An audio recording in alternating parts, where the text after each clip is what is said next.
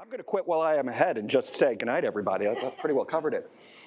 So my name is Bill Frischling. I am, I guess, the handsome founder of FactSquared. We pretty well covered this in the beginning. What people aren't saying is usually a lot more interesting than what they're saying. If you think about the amount of effort that goes into on an earnings call, congressional hearing, a public event, a public figure, into trying to massage the message, people spend so much time trying to decode it. And where we come in is we don't try to decode it, we decode it. That's exactly what we do. We build unique neural models of public figures, politicians, C-level executives. It's a nice fancy way of saying we do text analytics, audio analytics, video analytics. It's over 250 data points for every single word spoken. And our bots go through and they crunch it and let you trend it just like any other piece of data. You can look, you can follow trends on topics, but most importantly, you can spot the outliers. The way we phrase it is when somebody's brain gets in front of their mouth, it's like they're running naked through the middle of a call. It's painfully obvious to our bots. All this sounds great in theory, so it's always nice to show an example and a real example. This is from our back testing. This is Boeing. This is them talking about the 737 MAX and the CFO. You can follow it all the way back to 2012 and going through the trend. And then there's that little spot right there where it shoots up. That's when it turned out, after all of the hearings, between those two times is exactly when the executive staff found out there was a major problem with the 737 MAX.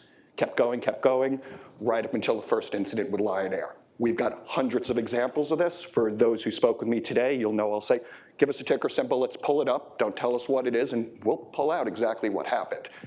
People are creatures of habit. We learn that habit, and we can pull that out. So I get very excited about product because I am a product and tech founder. So I have this little crutch here, which is the headlines to make sure I cover everything. So we're a team of C-level executives. All of us have experience that cover actual 2 whole millennias, though we don't like to use that age thing in there. We've taken companies public. We have successfully exited. We've run startups. We've been on both sides. We've been here. We've done this before. What we do, and we're pretty well covered there, and we'll go into a little more detail, we sell the data. Transcripts and analysis. We own the models, we own the data, we license it. That's how we make money on data licensing. We make it once, we own it, and sell it a whole lot. What's our moat? It takes a long time to go through, but put simply, we're very horizontal, and we're focused on high quality. We're not trying to be okay for 1 billion people. We're trying to be as close to perfect as possible on a few tens of thousands of people, public figures. And what's our ask? We're looking to raise $3 million in a priced round to fund business development. As we'll go through later, everything we've done here is 100% inbound leads. We've never had a BD people. People call us to offer to do business with us. So we have a quick list of our vertical products. In finance, we focus on earnings calls. We've got 150,000 of them in our database, 80,000 hours of audio, 18,000 C-level executives. We do the tracking on social media as well. We also obviously break out the reports, which we'll go into. And then on the politics end, we do every congressional hearing. We go back about 40 years. We do the congressional floor. Every single thing said in the executive branch, a couple of Supreme Court justices, and all of the 2020 candidates. And there again, we build models and just learn how they talk, what they say, and even what they're likely to say. And analyze here, this is the game changer.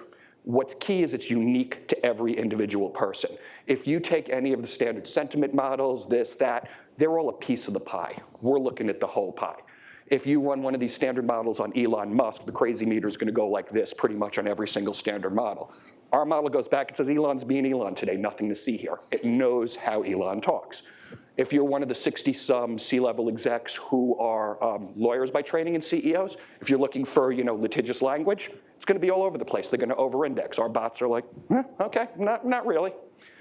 Learning them is key, how they say, what they say, and the whole pie. The facial expression, we look for everything moving in lockstep. And again, this is all built. This is not something we think we can build. This is something we've built. So different use cases that we've got in place, obviously for portfolio managers. I could go into details, but I'm going to go out on a limb and say folks could see the value of knowing something weeks or months before it's public, even though it's in public data. Investor relations is also interesting as well. We make it easy to pull together reports. On the political end, we've started in politics. We've got media clients. We've got research clients who go in and buy our data right now. We pretty well established ourselves in the political space. Lobbyists as well, looking at particularly oppo research and targets of opportunity. So how do we know it works? Because we've been doing this for 3 years, and we started on a kind of unknown guy named Donald Trump. That was our launch client right now, and we've become the de facto canonical source of everything Donald Trump has ever said. The press corps doesn't go to the White House website, they go to us to find it right now. And that's from us starting cold.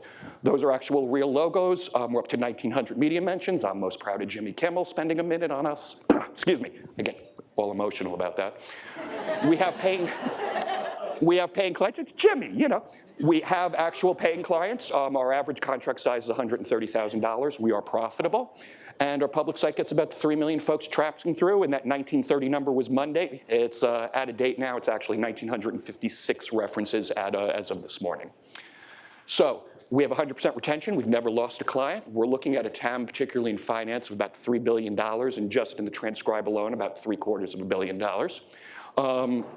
Again, for emphasis, we have nobody out and selling this. Every single person read about us, heard about us, called us and said, can you do something for us? And while I may not be the brightest person in the world, I can take money when somebody's offering it to us. It's a great way to go like this, not a way to grow like that. Our focus on the raise is hiring in a BD staff. A little bit of logo porn up here. This is just all of our executives and what we've done. Just so you don't think, Jennifer and Mary Sarah back there.